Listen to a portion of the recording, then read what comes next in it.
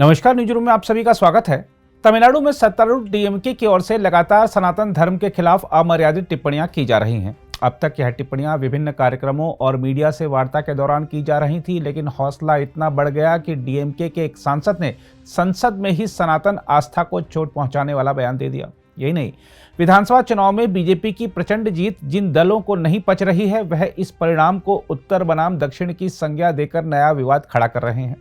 देखा जाए तो विपक्षी गठबंधन इंडिया के नेताओं, खासकर डीएमके नेताओं के बीच अपने पार्टी आलाकमान की नजरों में चढ़ने के लिए सनातन पर चोट करने की जो होड़ मची है, वह समाज में सद्भाव बिगाड़ सकती है। इसलिए न्यायालय को ऐसे मामलों पर स्वतः संज्ञान लेना चाहिए।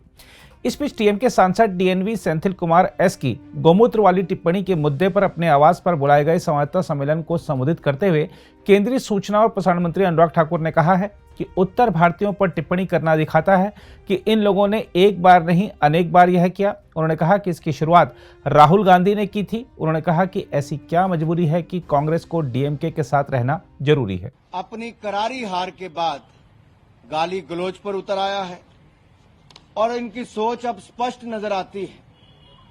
ईवीएम पर तो ठीकरा फोड़ते ही हैं, अब कारण उससे भी आगे बढ़ने शुरू हो गए हैं। भारत की संस्कृति, भारत की अस्मिता, भारत की पहचान को मिटाने का एक सुनियोजित षड्यंत्र रचा जा रहा है और ये सुनियोजित, सुविचारित योजना का एक हिस्सा है। अगर आप देखेंगे, इसकी शुरुआत अमेठी की हार से ही हो गई थी और श्रीमान राहुल गांधी जी की अमेठी की हार के बाद उनका वो बयान जब दक्षिण भारत में जाकर वायनाड से उन्होंने दिया और नीचा दिखाने का काम उत्तर भारतीयों को करने का, उनके शब्द वो याद करवाते हैं कि कितनी घृणा भरी होगी और कैसे देश को अलग अलग टुकड़ों में देखने की उनकी सोच होगी। तभी तो टुकड़े टुकड़े गैंग के साथ मध्य रात्रि में भी जाकर खड़े हो गए थे। हमने तब भी कहा था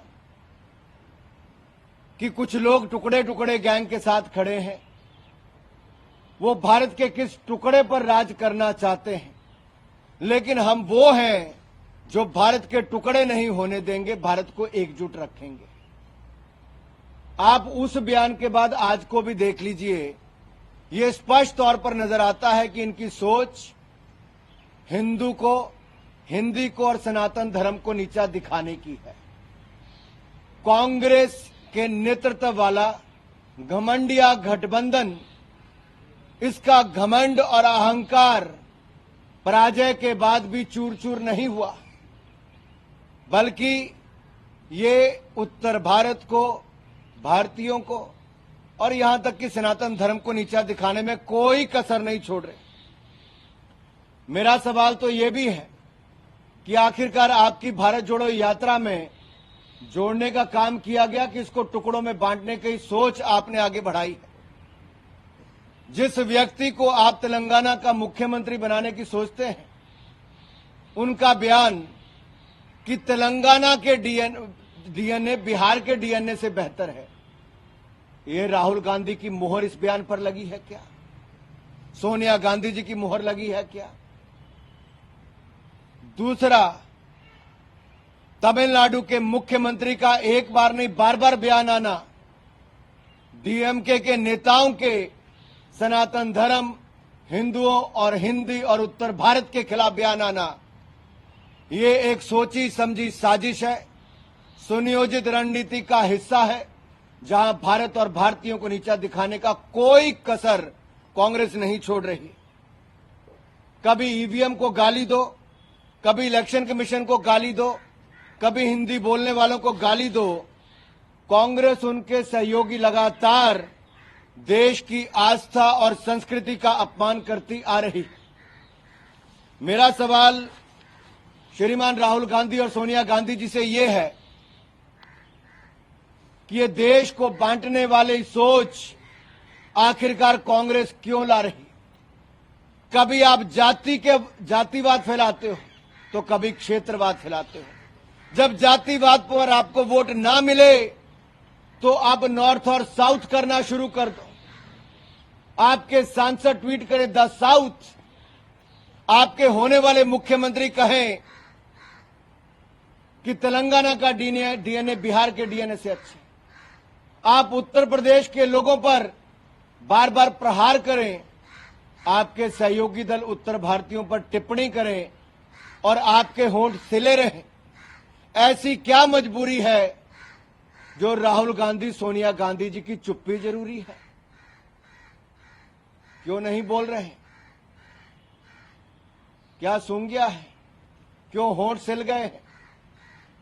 क्या ये षड्यंत्र कांग्रेस के मुख्यालय पर लड़ा गया, या इनकी जो गठबंधन की बैठक होनी थी इंडी अलायंस की, जो गठबंधन गठबंधन है, मैं उनसे पूछना चाहता हूं, ये अशोभनीय अपमानजनक टिप्पणियां जो कांग्रेस के सहयोगी दल कर रहे हैं, उस पर पूरी कांग्रेस पार्टी चुप क्यों है? आए दिन नीचा दिखाने का काम क्यों किया जा रहा है सनातन धर्म को, हिंदू को और हिंदी को? कन्हैया लाल का सिर कटने के बाद धड़ से, उसके बावजूद राहुल गांधी चुप क्यों रहे?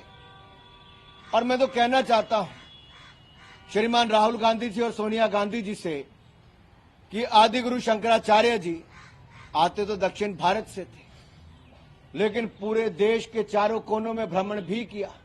देखिए, घमंडिया गठबंधन के बारे में हमने पहले ही कहा था, ना नेता है, ना नीति है, और नीयत में भी खोट है।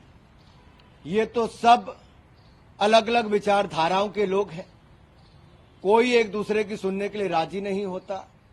और इस चुनाव ने दिखा दिया है कि ये कुछ भ्रष्टाचारी लोग एक प्लेटफॉर्म पर इकट्ठे हुए हैं, अपने आप को इकट्ठा दिखाने के लिए। ना इनकी सोच एक साथ है, ये तो केवल जो जांच एजेंसियां हैं उनसे बचने के लिए एक मंच पर आए हैं, और ये भारत में क्षेत्रवाद और जातिवाद का बीज बोने के लिए आए हैं, भारत के टुकड़े टुकड़े की सोच को आगे बढ़ाने के लिए आए हैं।